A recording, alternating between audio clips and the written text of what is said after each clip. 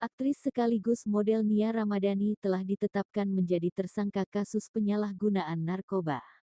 Tak hanya Nia Ramadhani, sang suami, Ardi Bakri dan sopir pribadinya, ZN juga ikut terseret dalam kasus yang sama. Kendati sudah menjadi tersangka dan sudah mengakui kesalahannya, Nia Ramadhani tetap dibanjiri dukungan oleh sahabat dan keluarganya. Tak terkecuali sang kakak, Thalita Nugroho yang ikut mendukung dan memberi semangat kepada Nia Ramadhani.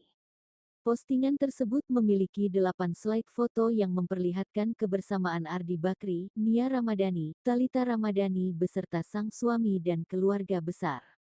Dalam postingannya itu, Thalita mengucap syukur karena sang adik masih bisa diberikan cobaan dari Tuhan.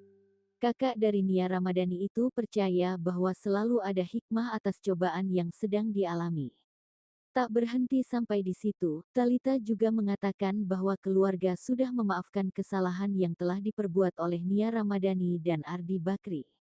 Kendati sudah memaafkan, Thalita juga tak menampik tentang perasaan yang dirasakan oleh Ibu Nia Ramadhani. Thalita menulis, Ibu Nia Ramadhani adalah sosok yang paling hancur hatinya setelah mengetahui anak tercintanya itu terlibat kasus narkoba.